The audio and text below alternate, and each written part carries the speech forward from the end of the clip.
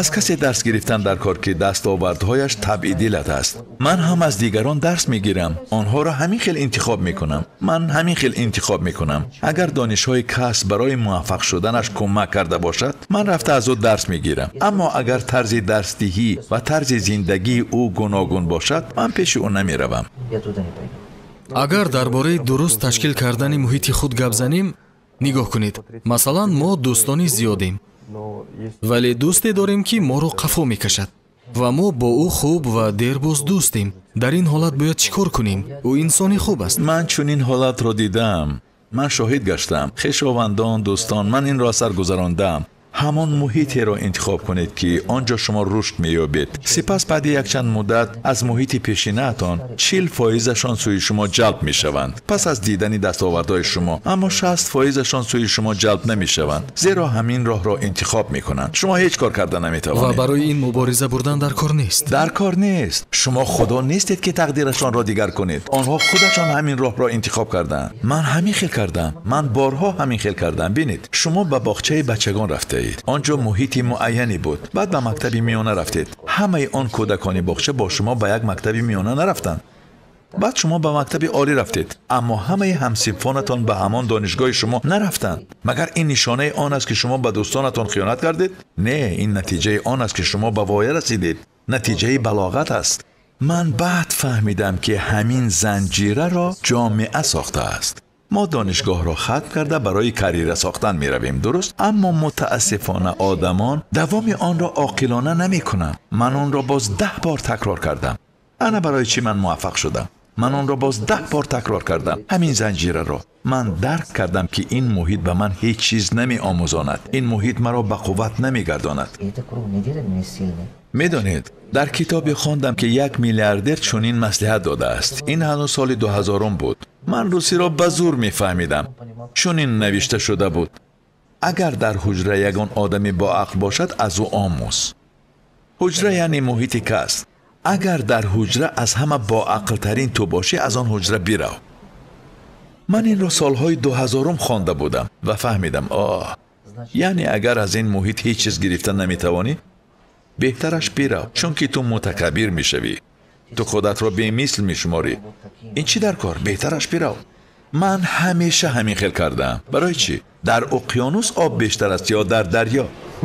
البته در اقیانوس. خریطه را کشایی در حال میبینی. برای چی در اقیانوس آب بیشتر است؟ برای آنکه اقیانوس خود را همیشه از دریا در جای پستر میگذارد. من همین گونه موقع را اشغال میکنم. تنها در ترینینگ ها بسیار گپ میزنم. در همه جا همین گونه موقع را اشغال میکنم. خاموش میایستم. اگر یگان آدمی با عقل را بینم، تنها سوال داده گوش میکنم تا که از آن صحبت یگان چیزی فایده‌ناک گیرم. زیرا این برای من بسیار مهم است. بسیار مهم است. اگر شخصی زیرکتری را بینم، این معنای آن را ندارد که تو از دیگران پایانتری. این معنای آن را دارد که تو تنها میخوای رشد یابی. از این رو من همیشه محیطی را میجویم که من از آن پایانتر باشم.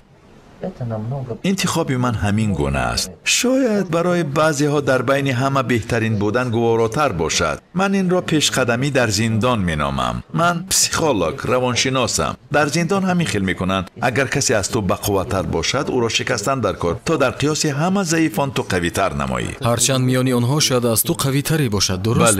بله. هر بیشه گمان مبر که خالص. بله. من اویله دارم، فرزندان دارم. کار و اویله رو چی طور با هم موافق کردن در کار؟ این مسئله خیلی مهم است. بله. برای آنکه همه دوستانم و من خودم با بیزنس مشغولیم و ما همیشه 24 ساعت کار میکنیم. درست. پس چی طور این مسئله رو درست به ترتیب دراریم؟ بسیار درست قید کردید. من هم اویله دارم، دیگران هم. اما من یک چی را فهمیدم. طوری که کار را به نقشه می درآورید، اویله را نیز همین خیل به نقشه درآورید. روزنامه اتان را کشایید. در آن درباره فرزندانتان نوشته هست یا نه؟ راست گویید. نه. انا دیدید؟ ولی در سرم هست که روز یکشنبه در خانه میشم. نه، این نادرست است. اگر آنها در روزنامه اتان نباشند، پس در حیاتتان نیستند. سخنم را در یاد گیرید. یعنی این خیل می شمارید. در بین کار برایشان وقت جدا میکنم، گویا که آنها مهم نیستند. میفهمید؟ انا همین خطای اساسی صاحبکاران است. عیناً طوری که جدی کار میکنیم، باید همچنان در مورد آینده فرزندانمان جدی فکر کنیم. ما در 20-30 سال بیزنس میسازیم. در ادامه آن را باید کی اداره کند؟ میفهمید برای چه اکثر آدمان عذاب میکشن؟ در 20-30 سال بیزنس ساختن. پسرشان بیغم و بی‌پروا میگشت، تلویزیون تماشا میکرد، با جوره هایش میگشت. اکنون بیزنس با او میماند و او آن را تا نسل سیوم نگاه داشتن نمیتواند، همه را برباد میدهد. تاریخ نشان میدهد که در کم حالت ها باییگری تا نسل پنجم رفته میرسد. پس 40-50 سال کار کرده بیزنس ساختن چی در کار؟ اگر فرزندانمان باز آن را پیش برده نتوانند. از این رو این خیلی مهم است. عیناً همین طوری که ما بیزنس میسازیم باید در نقشه هر روزمان وارد کنیم که امروز با اهل عائلم چی کار میکنم. هر روز این مهم است. یک مسئله доир ба фарзандон. мо бизнес месозем ва фикр мекунем ки онро ба фарзандонамон меспорем. بله ما چنین فکر аммо میکنیم. боз фикре ҳаст ки آنها آرزوهای خود را бигзор онҳо دارند. худашон кунанд, бигзор кореро кунанд ки орзу доранд. шояд дигар бешубҳа. ҳадафҳо дошта бошанд. ман худам пул ёфтам, онҳо низ худашон ёбанд. дар ин бора чӣ البته мегӯед? کودک رسالت خدادادی دارد. ما کیستیم که به این مانع شویم؟ خدا به او استعداد مخصوص داده است. بگذار استعدادش را رواج بخشد. اگر کار شما به او پسند آید و آن را خواهد، بگذار دوام دهد. زیرا برای ساختن شرکت و سرمایه خوب عمر یک انسان کمی می کند. برای ساختن شرکت جهانی مرحمت، بگذار دوام دهد و اگر نخواهد هیچ گپ نی. من یک قدیمترین شرکت جهانی را می دانم. شرکت ساختمانی یپانی. فراموش کردم، یا 1350 یا 1300 یا 1750 سال. تخمینا دوامی همین قدر سال هست. شرکت ساختمانی. شرکت دوم 1300 سال باز هست.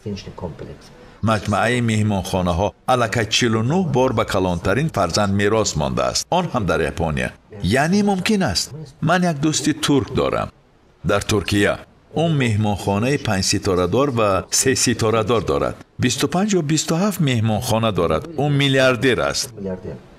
و من از او پرسیدم تو چطور میلیاردر شدی؟ او 32 ساله است، از من جوانتر. او گفت از این حیران شدید. من گفتم میخواهم میلیاردر شوم، راههایش را میجویم، میخواهم با کسی صحبت کنم که اساسگذار این کار است. و او به من استراتژی را نشان داد.